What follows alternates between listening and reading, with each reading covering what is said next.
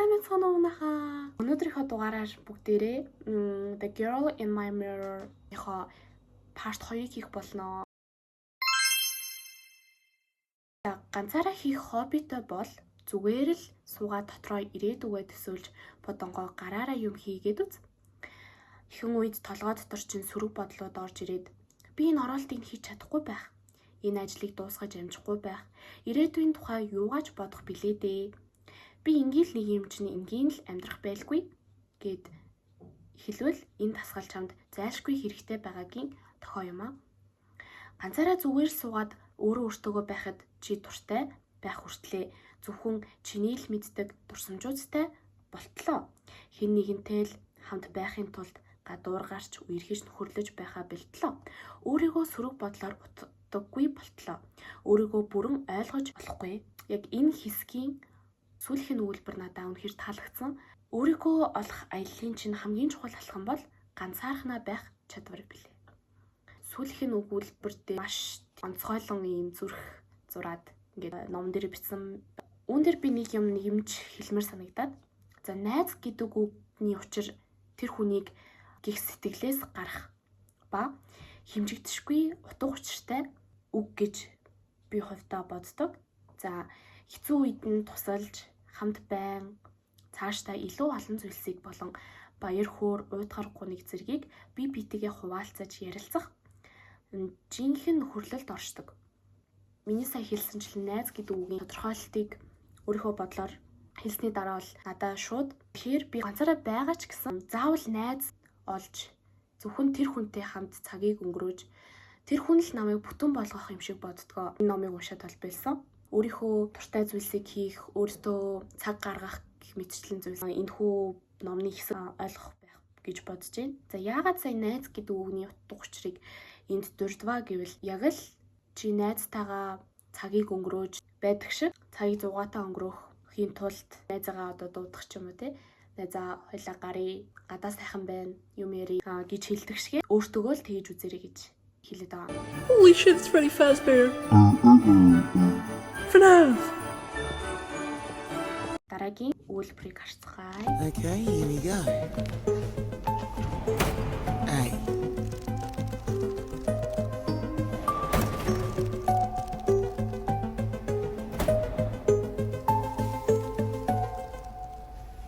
Хүн бүхний хүүхэд нас хачирхалтай.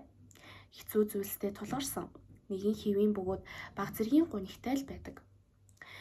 Төгс төгөлдөр бүх талаар бүрэн бүтэн хүүхэд нас энэ хорвоо дээр үнэхээр ховорхон. Энэ нь бидний эцэг их муу хүмүүстэй огт биш. Харин бяцхан хүүхдийн тарих ямар ч мэдээллийг шүүлтүүргүйгээр хүлээн авч далд ухамсартаа суулгаж байдагтай ч холбоотой бизээ гэсэн өгүүлбэр байна. Энэ тухайд бол YouTube-ийн доор хөрөг сэтгэлдлүүд хүмүүс идэг штеп. Өндөгнөөс хүртэл өө хайх гэдэг. Тэгээ тийм хүмүүсийн магадгүй ихэнх нь хүүхдүүд байдаг ч юм уу. Одоо жишээ нь би нэг их чим бичлэг рүү орж үзсэн чинь доор нь хүүхдүүд бүр ихчээч гээгүй. Чи ийм балиар ийм гэдэг ингэ бичсэн. Комментууд бол үнэхээр удаа үргэлжилж илээ ингээд гүйлгэлсэн бүр амар үргэлжилжсэн. Тэр хүмүүсийн профайл аккаунт руу норохоор жоохон хүүхдүүд байгаа байхгүй юу? Яг зарим нь том хүмүүс байж ер нь 50-50%-тай. Гэхдээ жоохон хүүхдүүд ямар нэг бичлэг үзээд доор жоохон амьдралын ямар ч туршлага бэлтгэл магадгүй мэдлэггүйгээр шүүлтүүргүй хандсан үн дээр гарч ирж байгаа. Тэгж бодлоо. За тэгэхээр дараагийнхаа өгүүлбэрлөө оръё. Хүн амьдралаас хайр дурлалыг хайдаг юм биш. Харин танил дотн байдлыг хайдаг. Тэгэхээр би өдийг хүртэл эрэгтэй хүнээс хайр биш, харин өөрийнхөө мэддэг тэр танил байдлыг л хайгаад олж хараад түүнд нь дурлаад яваадсан байна. Харин миний багаас мэддэг танил эрэгтэйн дур ямар вүлээ? Миний аав. Үнэхээр гайхалтай ишлэл байна гэж бодож байна. Яг энэ өгүүлбэртээ үнэхээр их санал нийлж байна. Учир нь өөрийнхөө бодлоор хайр дурлал юу вэ гэсэн асуултанд хариулцгаая. Хин нэгэнтэй дотроо нуугдах олон төрлийн ширхэглэн будрах мөрөөдөл, зориг эсвэл бүхий л мэдрэмжүүдээ хуваалцахыг хэлдэг. Яг л миний нэгэн биний нөгөө тал шиг.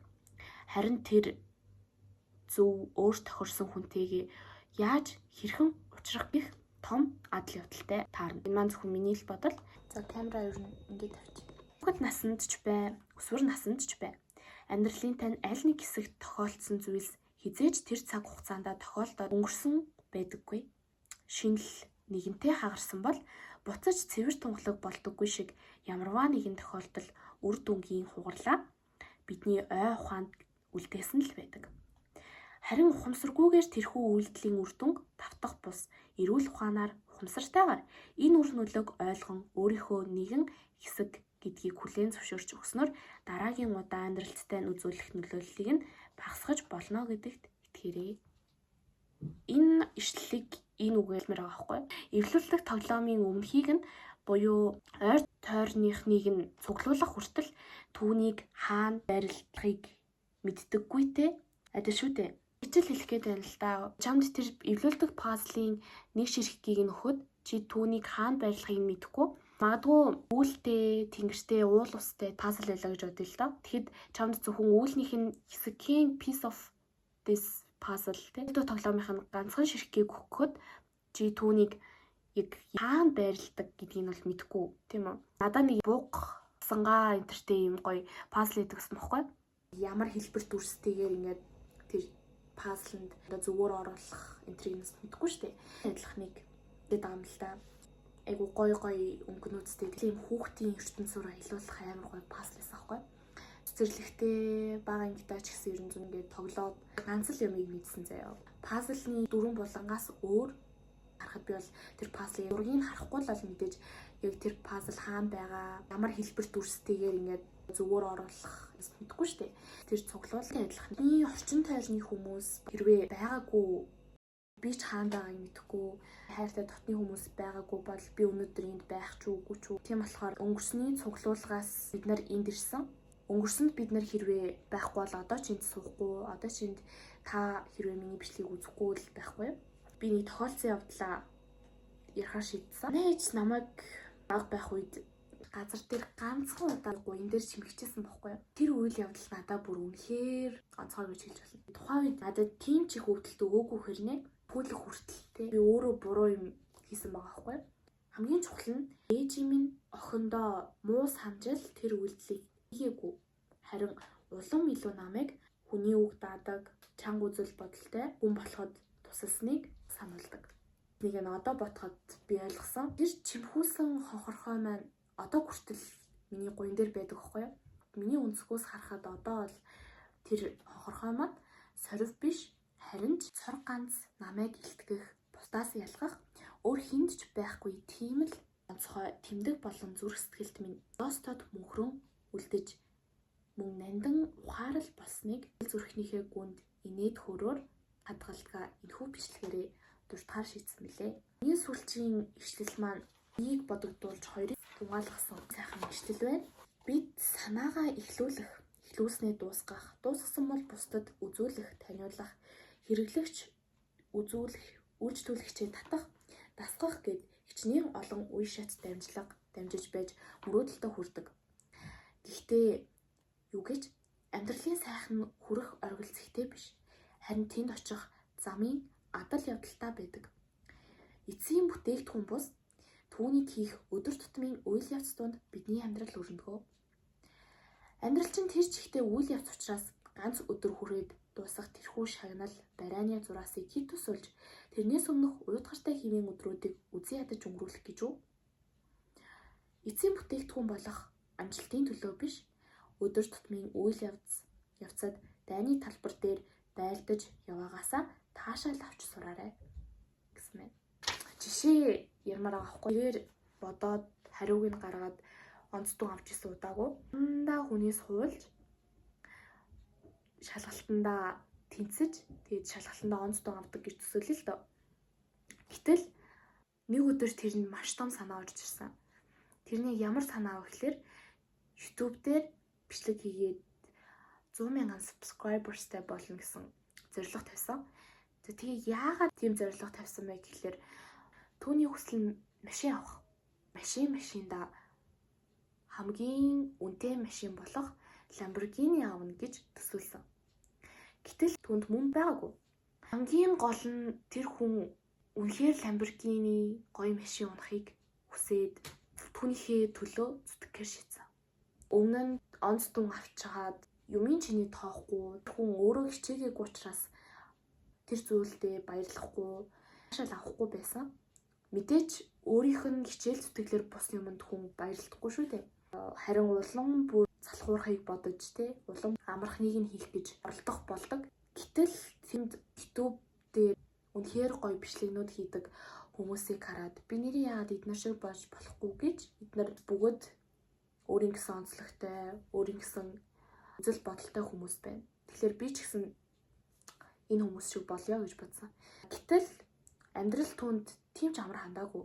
Учир нь зүгээр шалгалтын дээрээ хүнээс хулаад онц дүн аваад багштай магтуулдаг байсан бол одоо өөрийнхөө нуруунд дээр хамаг хичээг үрээд тэгэхээр бүх бичлэгний санаа хүмүүсийг яаж өөртөө татах уу, яаж өөрийнхөө баатар нь болох уу гэж толгоогоо гарчласан.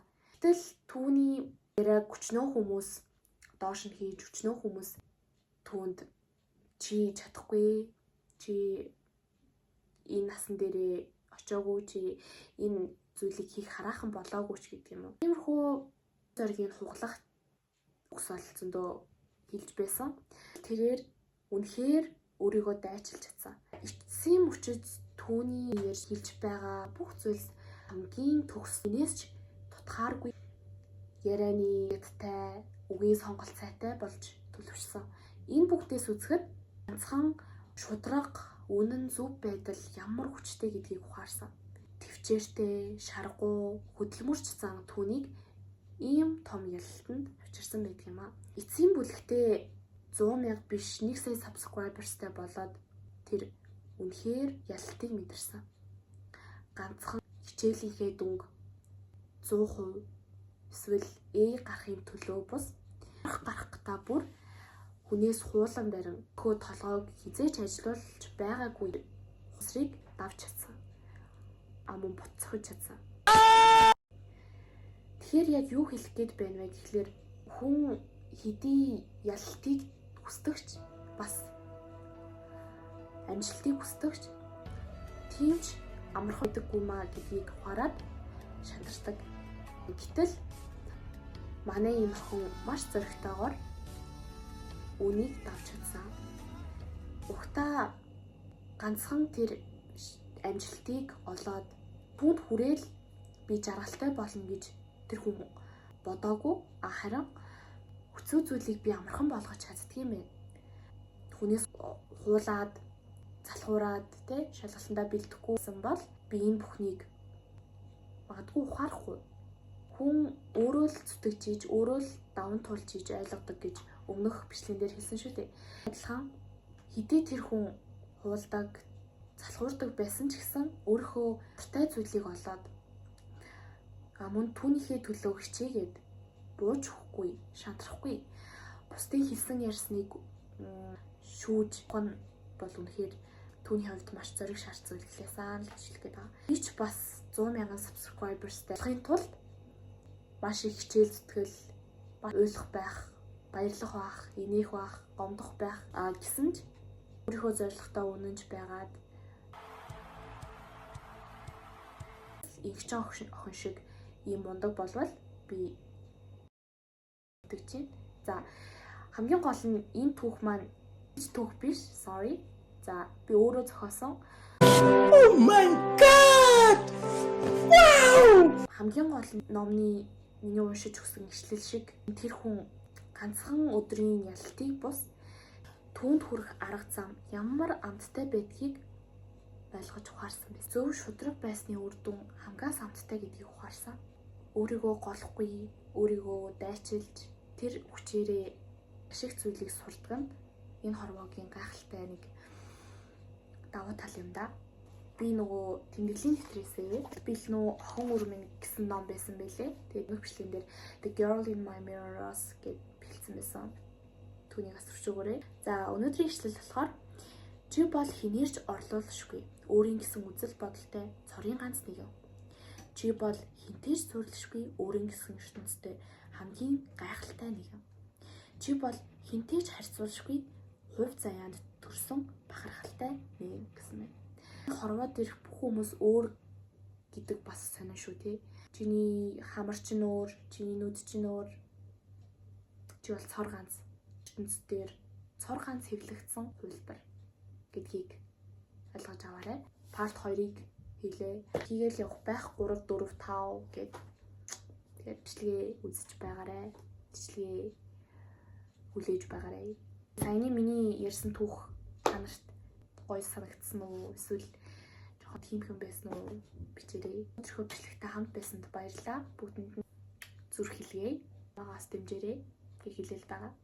Нөгөө 1 сарын 25-ны өдөр буюу бууд гарыг, санчир гарыг бархас бод юу гэдгийг тэгээд бид нар ингээд нэгэн жигт сайхан давхцаж байгаа гэх юм уу? Зүйлтийг зүүсэн байгааз. Энэ зүйл тас нэгтэй агуулгаар зүүсэн гэж хэлж болно. Урт зүйл тартаа юм урт болох гэж байгаа. Тэгэхгүй. Бичлэгтэйгээ хамт байсанд баярлалаа. All in my mirror номоос та бүхэндээ юу сурснаа, бас юу олгож авснаа хүргэлээ. Үзчихвэл сайхан амраарай. Өглөө үзчихвэл өдрийг сайхан өнгөрүүлээрэй. Өдөр үзчихвэл гийн сайн сайхныг хүсэн өрөөе. За, баяртай guys. Дараагийн бичлэгээрээ уулзцгаая. Харин мөн бүрд хамтдаа байхдаа хоёр зүрх нэгэн хэмнэлээр цохилно. Хисгааргүй тэндэн доош хийсэн хамгийн арга мөн чимэл бай. Хөвөд мөртийг би чамд зориул зохио. Эхлэж чамтай тэр үед үчир цаашаа тохио. Илтгэж төлгөн чимэн амьдралын минь хэрэлхийгээ энэ хор вокинг алтнаар шигээ. Намаа хахах үед хажууд түших багана. Энэ гэртэн чихэн ага зүрхийг минь чаган. Хайр минь тусахгүй амьсгал хураатал. Ирээдүйн минь гэрэлтэж байна урд минь дурай. Bisangino, namai kisen sahnigo, Zudamangino, hare tiure dunskimo. Хантрал минь гарч ирсэн хамгийн том аял хуу хантаж бид болохгүй хараа би зовоохгүй хантрал